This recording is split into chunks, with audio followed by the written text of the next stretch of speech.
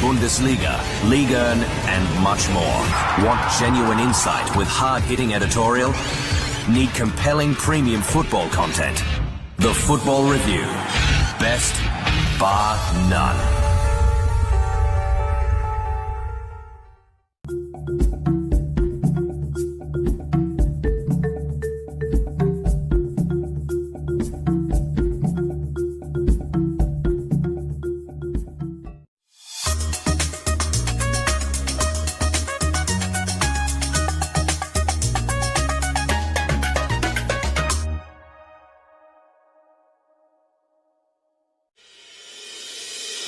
The International University of Management, a Namibian university dedicated to its people's future, a hub of abundant opportunities. We are IUM for life. We are IUM.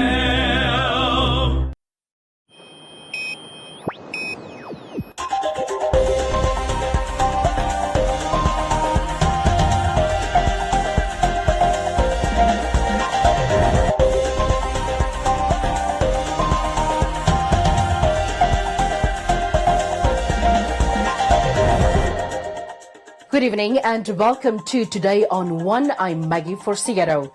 In the news tonight, City of Windhoek Procurement Management Unit accused of corrupt practice, oil and gas players impressed with Assays, uncontrollable fires cause havoc in the city, and Roundup, Business on One, Comments Corner, Sports and the weather.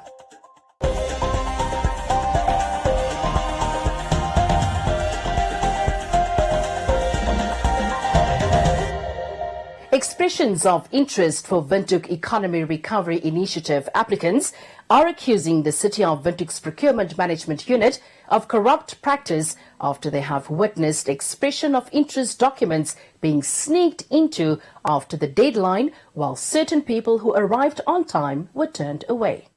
According to the procurement of the document, the closing time was 10 o'clock, right? Okay, and we do acknowledge that some people were late, including some of us by seconds, by minutes. Okay, we do understand that if you turn away the documents for everyone, it's not a problem. But the problem comes in when you now start sneaking in documents for some of the other people. And some of them you say we cannot take in. So we are feeling that now there's a corrupt practice whereby you are allowing other people to break the Procurement Act, which says when a deadline has been reached, no document is supposed to come in. So what happened now is some documents were going in and some documents were refused to go in. Documents which were late. So if some documents which were late were allowed in, then that was supposed to apply to each and every person. The fact is they were sneaking in of documents, and that's where the grievance is coming in to say, if you can allow the next person, why not allow me? That is where the issue is. If you turn us away, all of us, we could have just simply gone and say, okay, everyone has been disallowed, disqualified because everyone was late. That is where the grievance is. Procurement manager at the City of Windhoek, in response to the allegations, asked that complaints be put in writing and an official response will be given, adding that the bidding process for the expressions of interest had closed on the 5th of October at 10 o'clock. And I came here to close on the bidding process that closed at 10 o'clock. We are going to address all your engagement. There's a registry here that we want to reply to all of you that is sitting here. Please put your names in there so we can reply to you. Because remember that the Procurement Act has a compliance. And there's an accounting officer. We need to give all the feedback right there. That's why we are also encouraging you to put your complaints in writing so we can address them correctly. But you are not writing right now. You are not writing, so we must answer you verbally. So can you give us a chance to answer to you verbally? Because you are also addressing us verbally. Thank you very much. Okay, now the issue is the dictates of the Procurement Act and the tendering says that there should be a level playing field. When we say a level playing field, we are saying what applies to Peter applies to John. So when something closes at 10 o'clock, it closes at 10 o'clock for everyone. So the allegations which are being given here, which are factual, are that after 10 o'clock, some documents were sneaked in. So this is where the worry is that now, if the Procurement Act that you are referring to is not being applied consistently. This is now where the quarrels and the grievances are coming from. And now you are telling us, no, you are going to have a process where you are going to invite the police. The question is, no, we're not going to invite the police. Please continue, sir. Okay, no, the police okay, call on us. Okay, fine. You are not going to. Can I continue? You are not going to go to call the police. You are going to do a process. But this process, is it a subjective process or is it an objective process? Are you going to open it to the public, or you are going to do it as an internal thing? So if you are going to do it to an internal thing, where is the guarantee that your findings are actually factual and your recommendations or wherever you have come out is verifiable? This is where our concern is. The matter had been taken up with the City of Windhoek Mayor, who had expressed disappointment with the last day submissions as the due date had already been extended, further stressing that the illegal aspect of the dispute will be taken care of.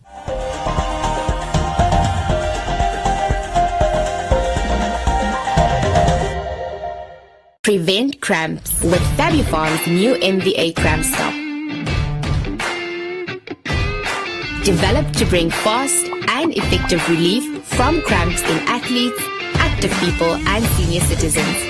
Manufactured in Namibia, Fabufarm's MVA Cramp Stop contains a carefully selected blend of vitamins and essential minerals to prevent cramps with a full month's supply of capsules.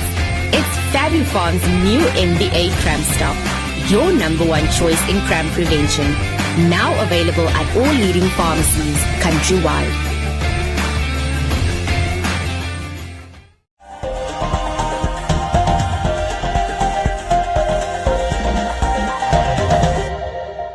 NAMCOR, Ministry of Mines and Energy and the Education Ministry are pleased with the essays from participants of the nationwide essay competition. The top 3 out of over 40 winners were awarded at the closing ceremony held in the capital.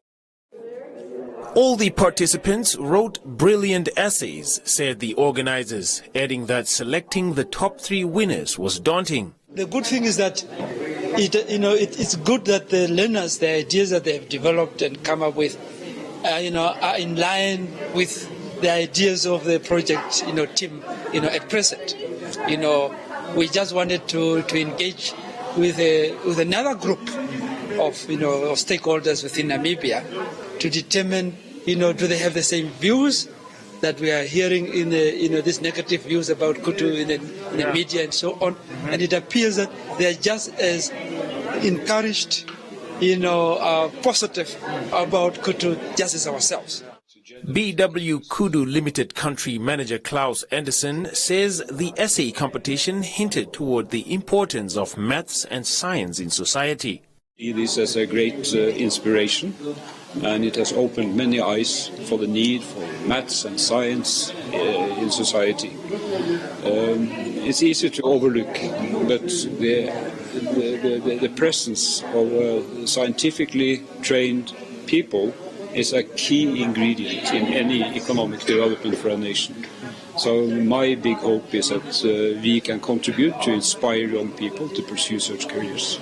Not necessarily for the oil and gas industry, but science is everywhere.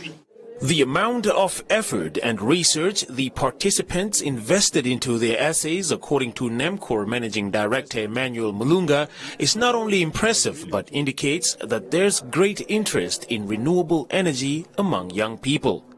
It was quite encouraging for us as NAMCOR and as BW Kudu to see that young people have done a lot of work to research and to try and understand this project. So there's a great understanding, and young people have come up with innovative ways of how to monetize this resource that was discovered in 1974. I mean, it's a pity that you have such a gas resource which is significantly large and it has not been produced yet. The top 3 national winners of the essay competition are Uachiri Hewike, Danny Swartz and Egumbo Amakali. It means a lot because it really taught me a lot, like what Kudu gas can really do for Namibia as a country. If it's well developed, it can really help the welfare of the Namibian citizens. As Mr. Klaus Anderson said right now, a lot of neighboring countries need in demand of electricity, and if we can develop the oil and gas reserves in Namibia, we can really be a market for other countries, which can bring in income for the country.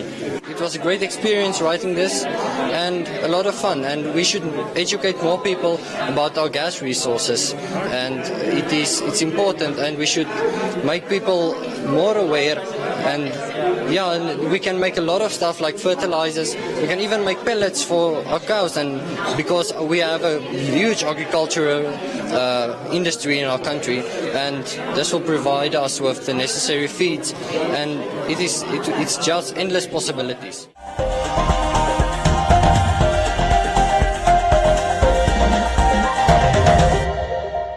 This week on It's a Wrap.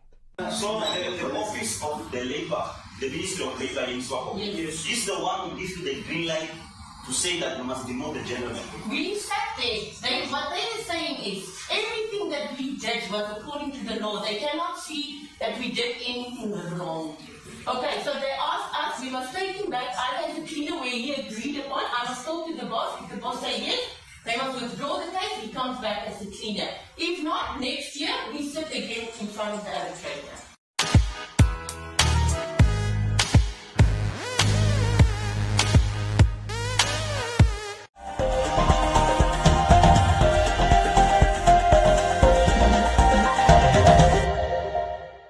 In recent weeks, the city of Windhoek and other parts of the country have been plagued by out-of-control wildfires, which the Fire Brigade, the Namibian Marshal Rangers and members of the community have been battling day and night to extinguish. According to Namibian Marshal Ranger Sean Nodia, the majority of these fires are intentionally caused by individuals and are causing damage to the environment and destroying properties and wildlife.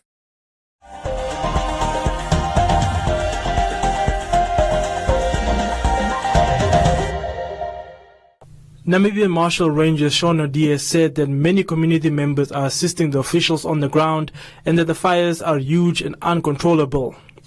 All right, there are big fires currently running on the east of Windhoek, and that is towards Ochehaze mine, and it's going in the direction of Haya Lodge. That's the one side on the east.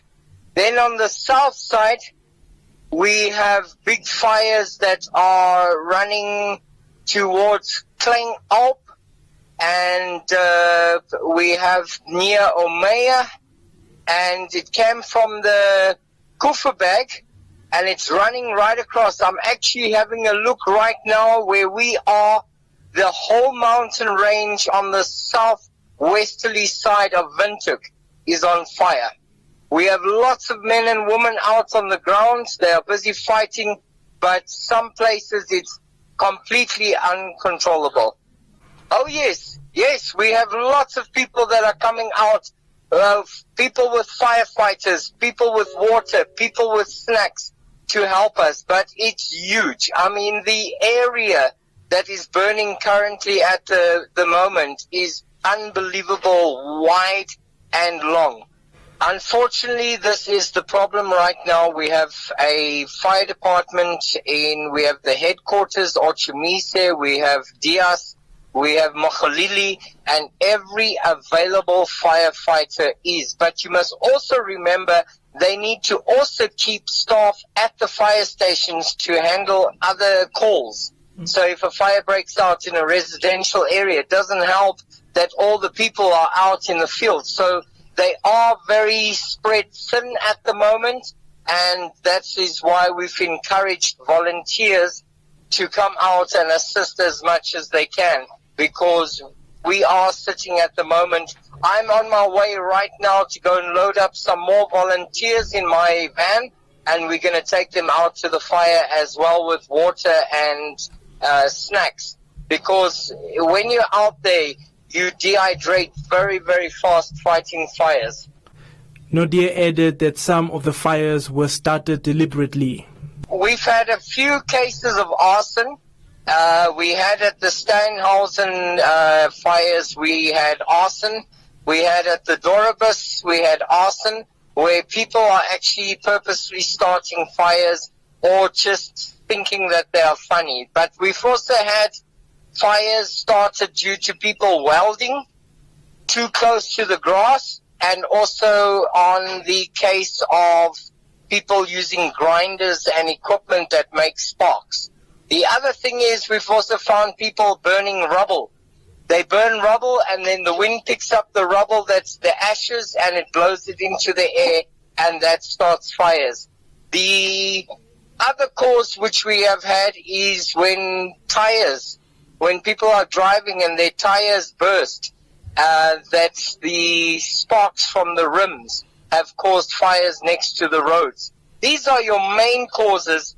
The rare occasion of a bottle catching with using like a magnifying glass, where a bottle will actually be projecting a ray, and then it does happen. Trust me, it happens, and that's why we encourage people not to throw rubbish or especially glass bottles out of the windows of vehicles, because at the end of the day, this can also magnify and cause fires.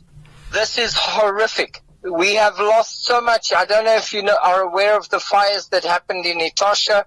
We have lost lots of wildlife. We have lost, now you can imagine your things like tortoises, scorpions, snakes, birds. It's unbelievable how much wildlife has been affected by this. I know at one stage at Steinhausen we counted something like 16 oryx in one area that were killed by the fire, let alone the 65 cattle that we found. Nadia cautions the general public to ensure there aren't any bushes close to their homes and to report any fires in their area.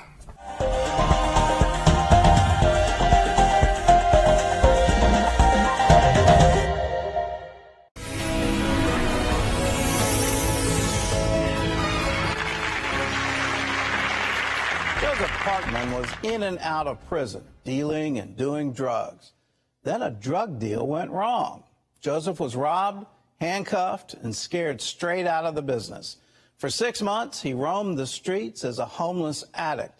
Then one night, in a baseball dugout, Joseph met a stranger who totally changed his life.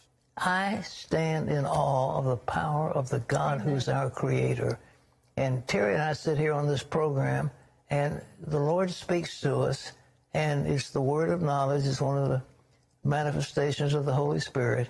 Something not always godly. Not always, that's right. But there's a lot of negative voices out there, as we know. Yes, there are. And so how do you know when it's God saying, Perry, I want to speak this to you right now? And sometimes you don't know. And I think you pray over it, and you think about it, and sometimes you just, a lot of times I'll just envision, as you and I are talking here today, I may envision that I'm here talking with God, and how am I supposed to address this issue? Okay? Realize Jesus is the same yesterday, today, and forever. He is the same for you right now. So let's pray. Let's call on his name and let him do the rest for you. Let's pray.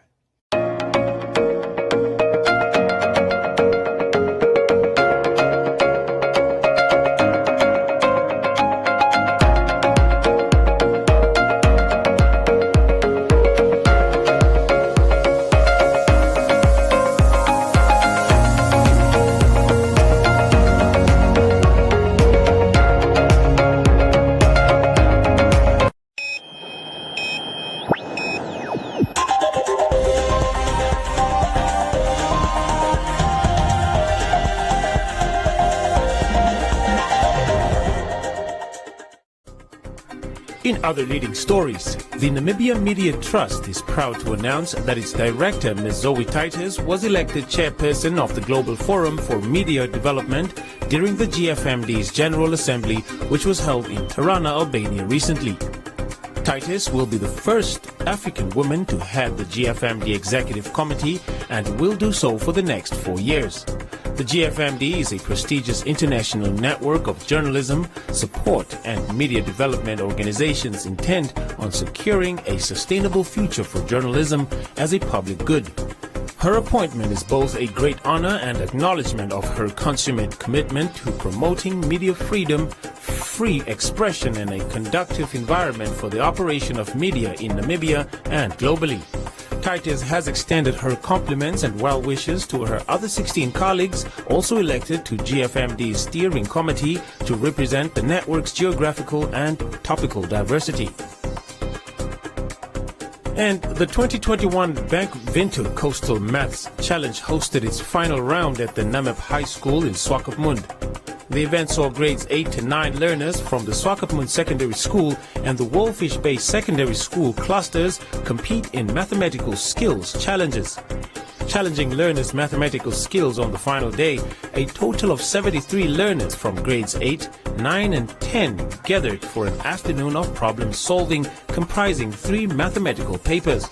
The first paper tested the learners on mental mathematical proficiency and number sense. In contrast, the second paper consisted of multiple choice questions focused on understanding and logical thinking over the questions.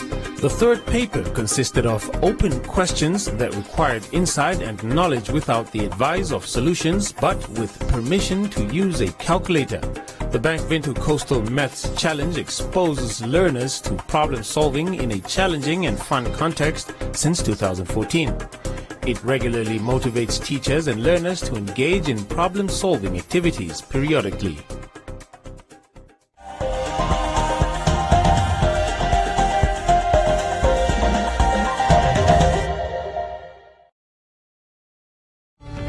More than ever before, football fans demand unique insight and analysis. The Football Review is much more than a highlights show. Bold, provocative editorial that goes beyond conventional reporting, setting the agenda for football discussion. Champions League, Premier League, La Liga, Serie A, Bundesliga, Liga 1 and much more. Want genuine insight with hard-hitting editorial? Need compelling premium football content? The Football Review. Best, bar none.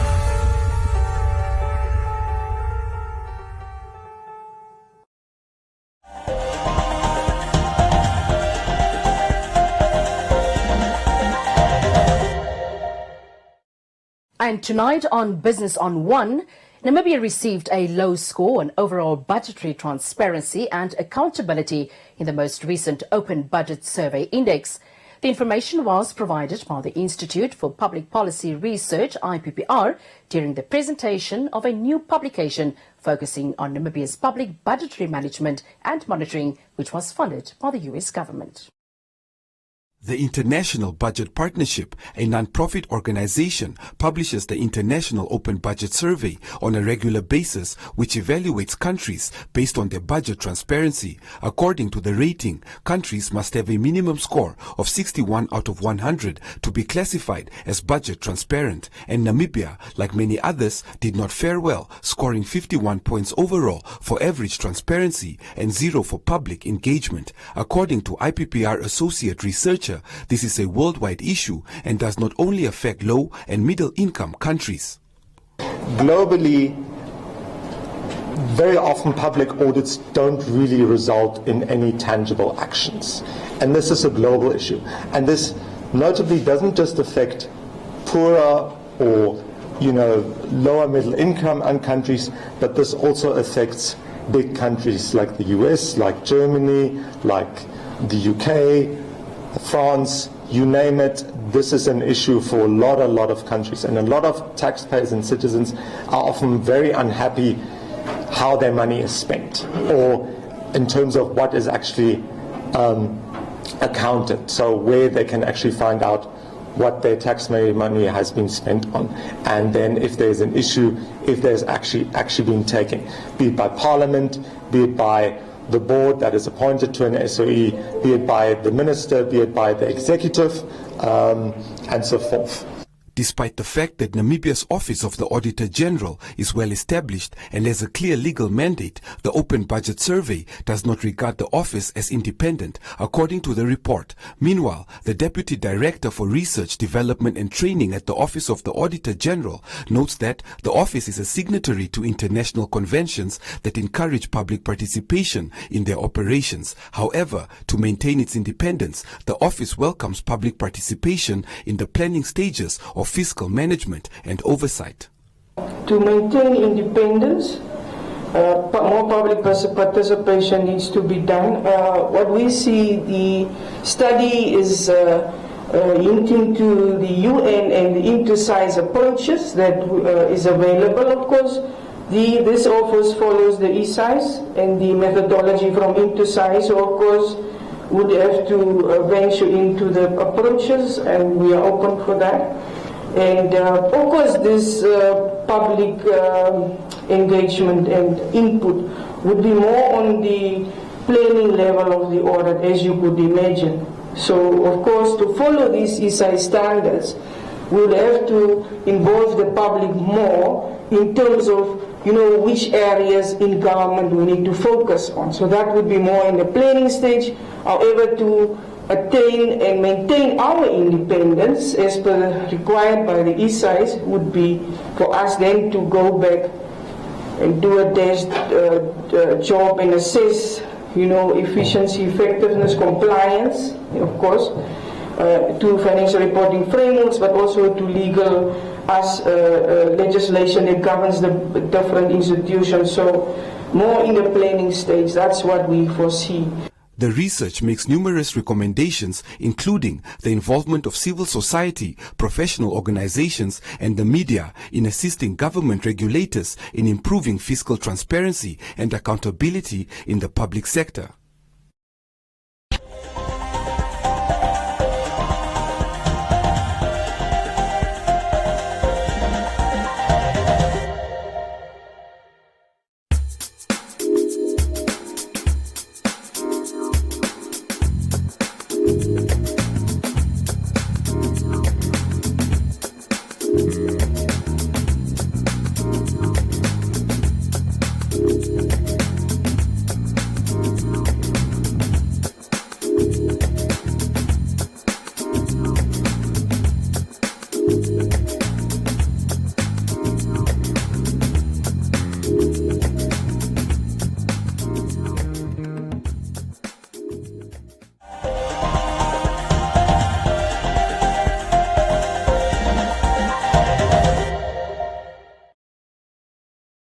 God said.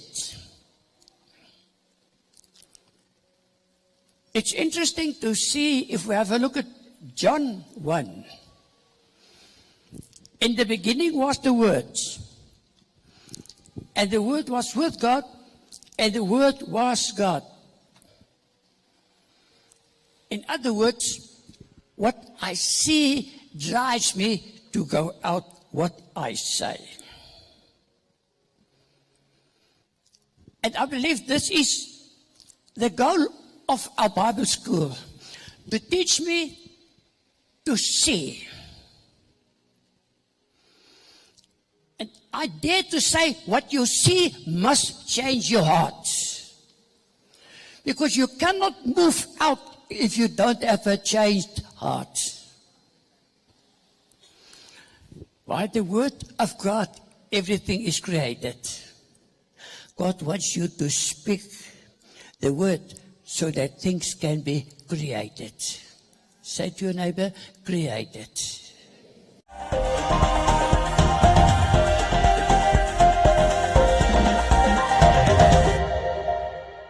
Time now for Comments Corner, your daily dose of comments from our social media pages.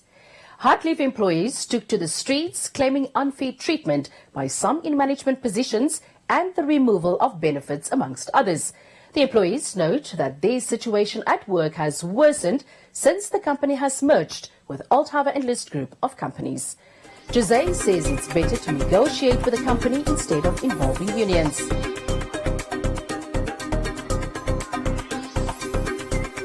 Jacob notes that workers should be careful of the NUNW, also noting that it's better to negotiate with the company itself.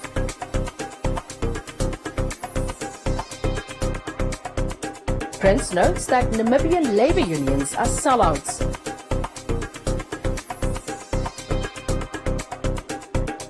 While Mekanjo asks what the responsibilities of the Labour Ministry are.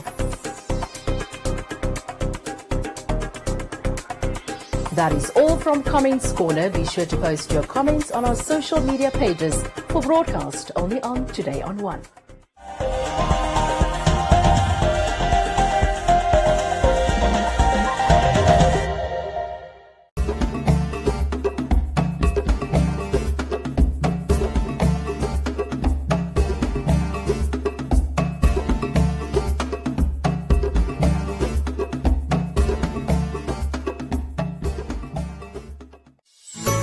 Hi there, parents. Do you have primary school kids and want them to get extra quality supplementary lessons to up their grades? Then simply switch to One Africa TV's #LearnOn1, where your kids can get maths, English and science lessons every weekday from 9 to 11 a.m. with repeats from 2 to 4 p.m. And thanks to NMH's MyZone, these lessons are 100% Namibian. There's so much to learn with #LearnOn1. Invite learning in.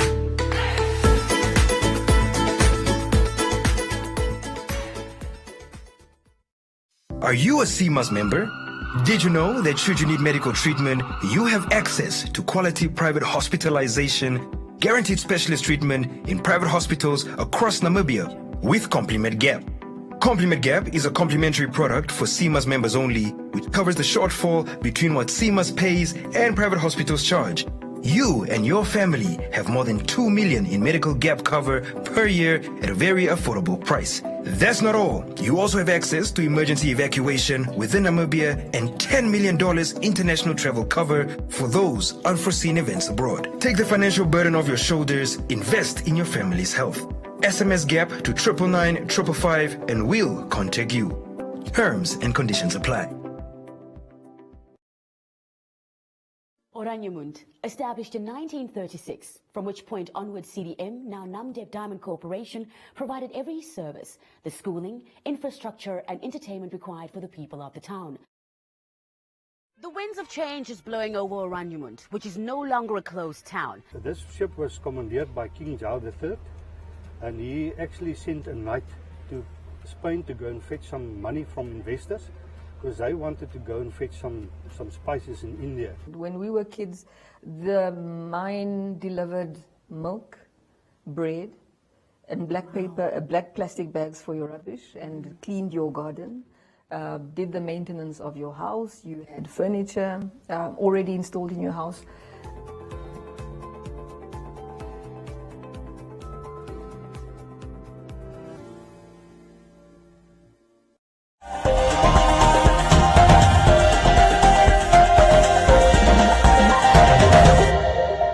Time now for today's sports update with Castro Ulumbu.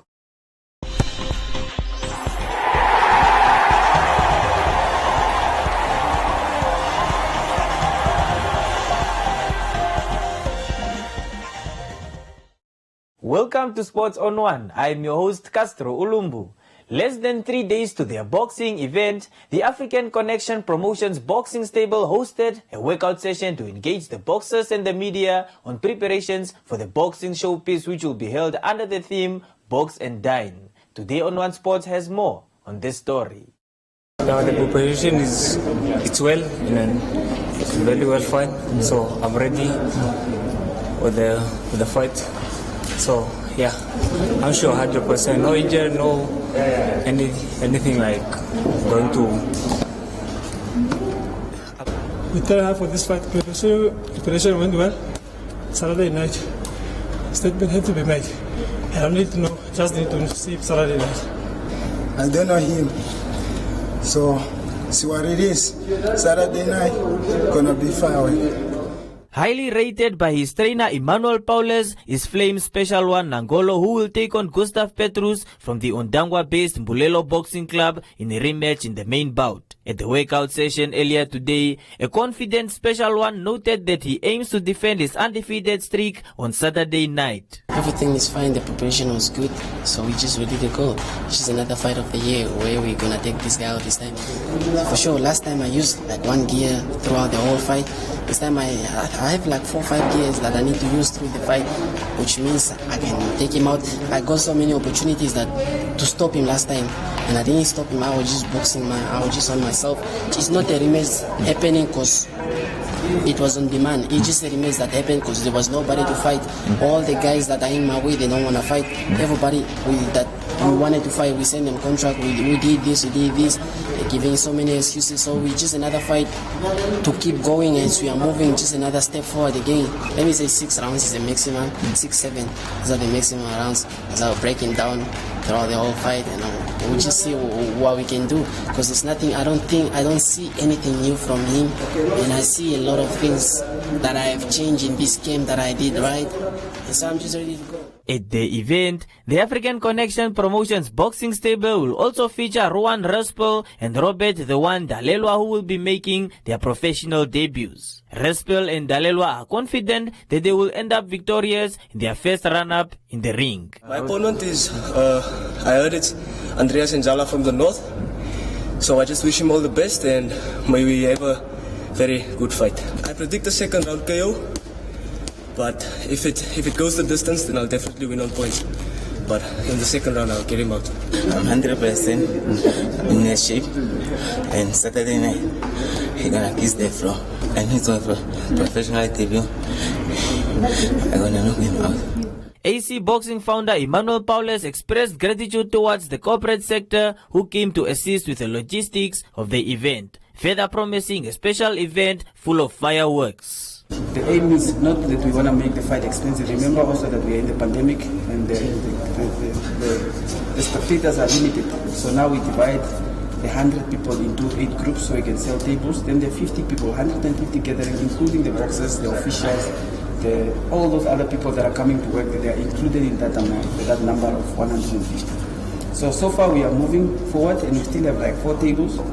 So I'm calling up on other corporates that didn't come on board. Standard Bank also just came on board now. They bought 1 table, so which is going to add to our budget. So we're going to have a successful event. And as usual, AC will always give you the best of the best. I want to appreciate and thank all those companies that purchase tables. Like I said before, this fight rely on tables. When you come to your office asking you to purchase a table, because that's more like a sponsor in kind. You come and enjoy boxing, and at the same time you also contribute because we are using the same fund to fund the event. Box and Dine will take place on the 9th of October 2021 at the Nampower Convention Center. And that is all we have for you tonight. Join us again tomorrow for Sports on One, and don't forget to follow us on our social media pages. Thanks a lot, Castro. Time now for the weather forecast.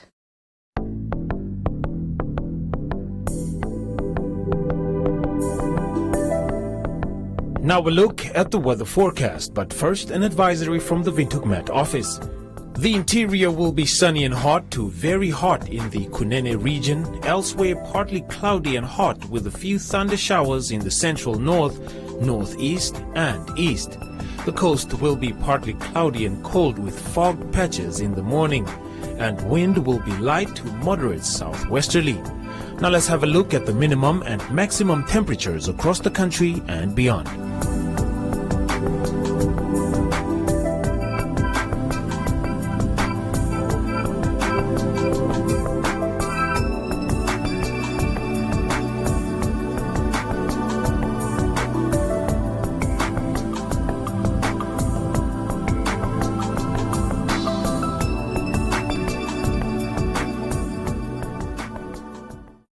Come to the end of this evening's edition of Today on One. From me, Maggie Forciero, and the rest of the team.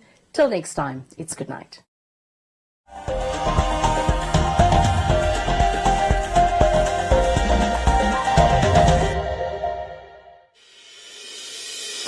The International University of Management, a Namibian university dedicated to its people's future, a hub of abundant opportunities. We are IUM for life. We are IUM.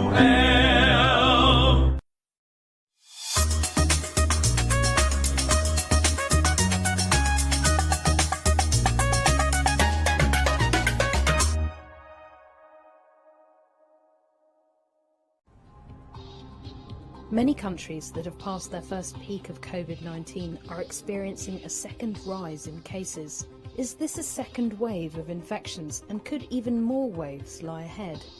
Previous pandemics might give us a clue. The 1918 Spanish flu was the most deadly pandemic in modern history. It killed at least 50 million people. Its second wave was the most deadly by far, killing millions more than the first and third.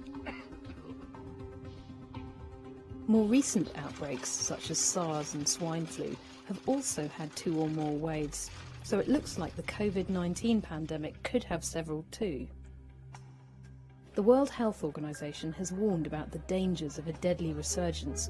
Many countries and places have seen infections accelerate after bringing their first waves under control. These rises aren't necessarily new waves. They could be spikes. Spikes are rapid rises in cases that aren't sustained, whereas waves happen over longer periods and often contain several spikes or peaks. Second waves only take place after a first wave has retreated. Many scientists believe more waves are inevitable and think a worse one could hit during autumn or winter. Some other coronaviruses spread faster when the weather is cold. If this is the case with COVID-19, it would put health systems under huge pressure.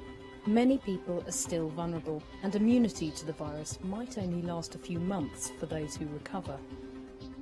It's also possible that mutations to the virus could lead to new waves. Hundreds of mutations have been found, and some could potentially make the pandemic more severe. One mutation may have already improved the ability of the virus to bind its spike proteins to human cells. This strain of the virus appears to unlock cells more easily and has become dominant around the world. It's unknown how the virus will continue to change, but further mutations could make it even more dangerous and harder to control. A reliable vaccine would help solve many of these problems, but it may take many months or even years to find one. Until then, we all need to make long-term lifestyle changes to protect ourselves from further waves. How are you learning to live in a world with COVID-19?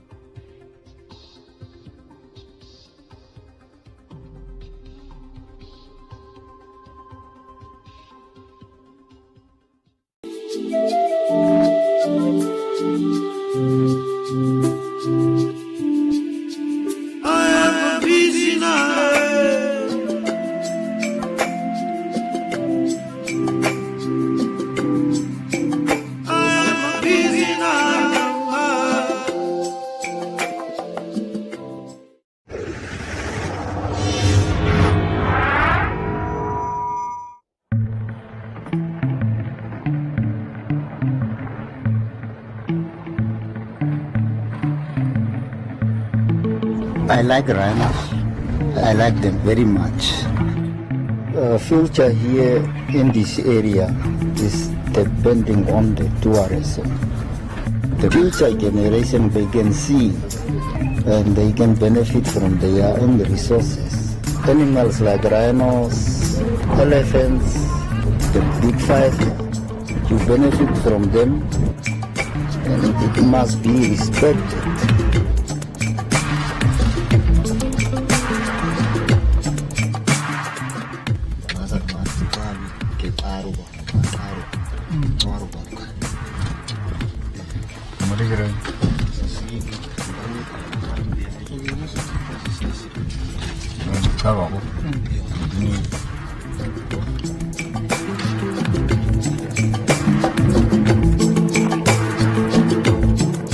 You are not feeding the rhinos, you are not giving them order, so it's a free business.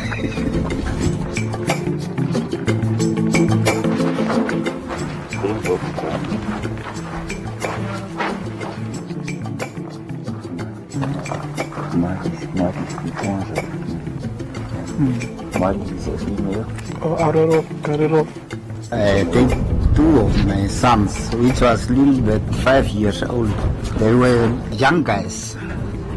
So they asked me questions. Why are we here? Why are we sleeping here? I told them this is our resources and this is our future.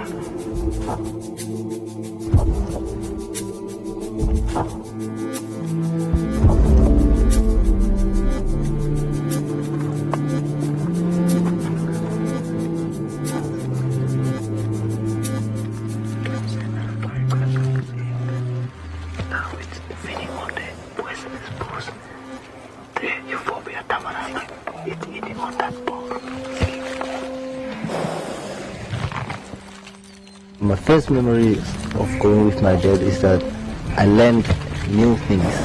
As I grow up as a man, I see an opportunity in it. So I decided to look for a job pertaining tourism.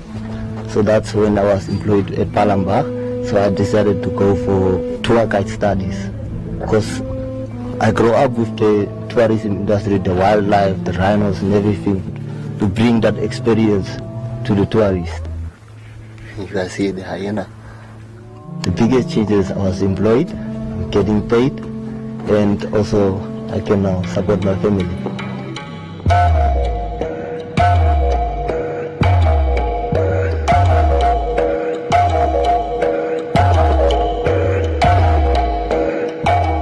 It's a cultural thing. It's coming a long way. Even if you go to area like Tweefontein, area was a lot of paintings. You will see rhino engravings on the rocks. That is an indication that the interaction between human, especially the local communities, and wildlife is dating back. That intimacy relationship is coming for a long time. We are right here now at Palembang, and Palembang is one of the big lodges in the heart of the desert. And as you can see there is Jumbo standing behind me, which shows it's really a tourist area. We do have elephants, lions, but as you can see, the desert is the heart of the rhinos. This is the main breeding area of the rhinos, is what we found here in this desert. It's the largest free-roaming population of black rhinos that you find outside national parks in the world. It's a population that communities in the northwest have taken responsibility themselves in managing this population with the structures that government has put in place, more specifically the establishment of conservancies. These people, before independence, they took it upon themselves and decided that wildlife is our heritage, and through history we've been living with wildlife. And having wildlife in your area is like having a garden. Because of all these animals, we've got the communities that benefit from all this wildlife, and it's like a triangle that fits into each other. And the communities looked after the wildlife doing their own thing, and the communities benefit. So already there were this intergenerational relationship between mankind and wildlife, and that bond is what our people actually wanted to see it continuing. Very few countries have the wildlife that Namibia has. What is also important is the policies that Namibia has put in place, which also involves communities to be engaged in the management of the wildlife species and also to benefit from the wildlife resources. Turn conservation into a rural economy, turn conservation into endless opportunities that would actually cater for those young people that have nothing else to do. If it was not for rhino economy and tourism in this area, it was really difficult for young people to get or find a job. We are conservation engineers. We make conservation work in an armed fence area, and through that, we want to turn the wildlife into the rural economy that will benefit the rural communities. So we can see now wildlife is doing very well, the lodges are doing well, and the community is also benefiting. So it takes all three together. Devastating hit over coronavirus fears. Airline industry is facing its biggest threat to travel since 9/11. Since March, when COVID-19 hit Namibia, things actually become very difficult. In the first place, all the lodges closed down because of COVID-19. With us, say the Rhino Trust, we had some donors cutting on their funding. And then we had, in the same time, a poaching case of 2 rhinos that was poached. We had less boots on the ground, and poachers could actually see. Now each of changed to go in and do something. So COVID-19 was tough on all of us. Ginger Morning, who is one of our trustees, actually came up with the idea of, why don't we ask you to go to buy some gold for us and make gold bars, and then we sell them for rhino conservation. I was fortunate enough to have a chance to have lunch with Clive Johnson, the CEO of B2 Gold in Vancouver, Canada. And I looked at Clive and I said, you know, we've got rhinos, you've got gold, let's do something. Let's create a coin or a medallion or a bar using your resource to create a sustainable source of funding for rhino conservation for the future. There was it. The gold was bought, the bars was made, and I think it was 31st of January that we launched the bars in Windhoek. And suddenly one morning I had an email from my office, from my finance person saying, these people don't have salaries. So I said, oh, what now? So I picked up my phone and I phoned Mark Daw. I said, Mark, I've got this problem. He said, but when we've got a fund already ready for you, you just have to apply, put a proposal in. 1,000 ounces of gold can make an enormous difference to the livelihoods of the communities that live up there. We are, in essence, providing income and providing a livelihood to the communities. In the absence of tourism, especially now with COVID-19, even prior to that, when we had such a bad drought, the communities became even more dependent on the natural economy. The idea is to make this a fund that will last for the next 25, 30 years, or even longer. And a portion of that will be distributed immediately as needed. And in this case, the COVID-19 crisis necessitated us to distribute funds to pay salaries to help people in the field. The proceeds of the sales from the gold bars will be going towards responsible NGOs. And we've identified Save the Rhino Trust as the key NGO. And IRDNC, one of the first organizations that was in the Northwest, Integrated Rural Development and Nature Conservation, so that ultimately the funds go to the communities and various aspects of their war on poaching. To be able to support those hardworking men and women that are always in the front line between the poachers and the rhinos. If it was not for B2 Gold and the golden bars, I think by now we should have been in big trouble. By extracting the gold, you reinvest it in other renewable resources. The gold that's coming out from the ground is actually protecting the wildlife that's working on the ground, which is a very good symbol for the others. I wish this was my bar. This is the 500 gram gold bar. So you'll see on this side you've got the Etindeka Mountains and you've got the mother rhino with her calf. And then on the reverse side, we've got the serial number, you've got the Rand refinery stamp, which is very important. Anywhere in the world, people will recognize the stamp and they will know that this bar contains 99.99% gold. It is gorgeous. We wanted to make a biggest contribution. And at Ballowwood, we see that as a way of giving back to the community. Okay, so there you'll see the 500 gram bar. Very special. Feel the weight. It's incredible. This opportunity which presented itself is absolutely a once-in-a-lifetime opportunity. We're privileged to have this. This is just absolutely gorgeous, and I think this showcase really what the project is all about. It's from 24-karat Namibian gold. I'm looking at these rhinos is put there like Miss World photogenic, I would say. There are only 1,000 of these gold bars, rhino gold bars, in circulation.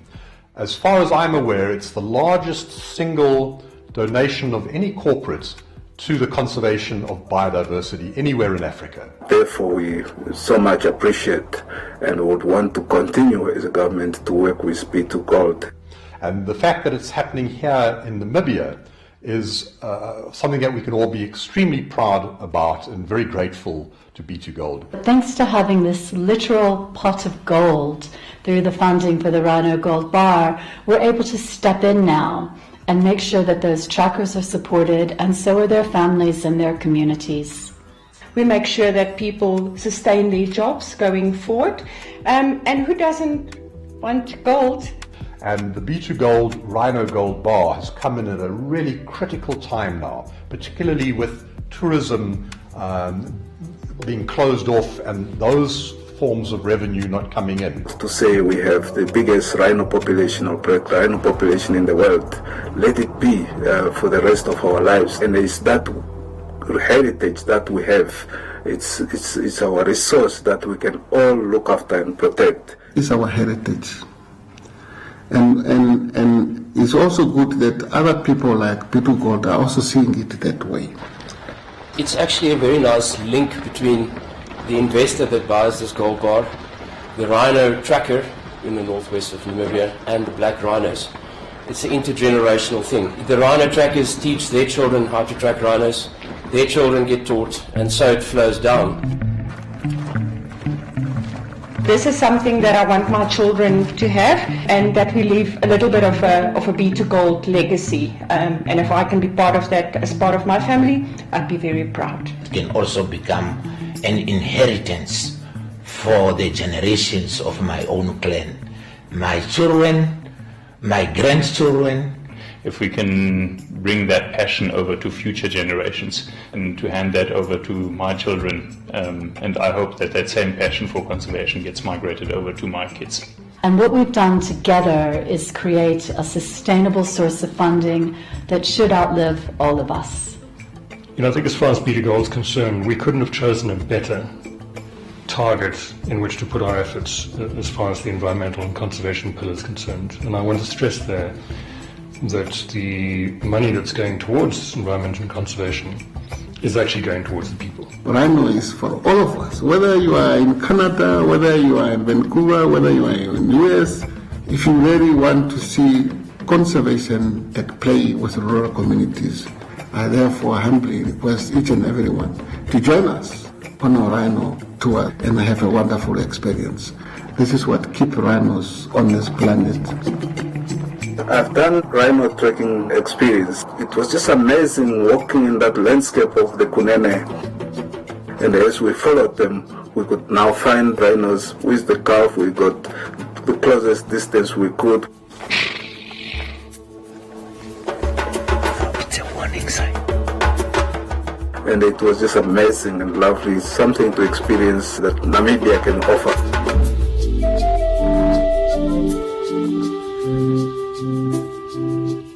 It's something that you have to do in your life.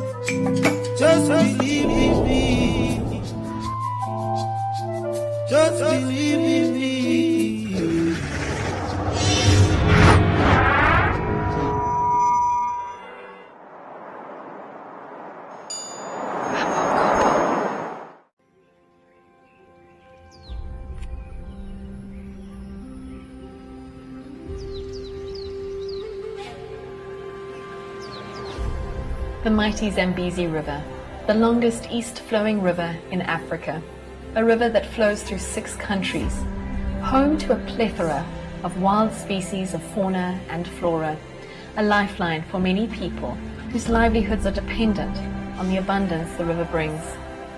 Globally, communities who live along rivers rely on these rivers to survive.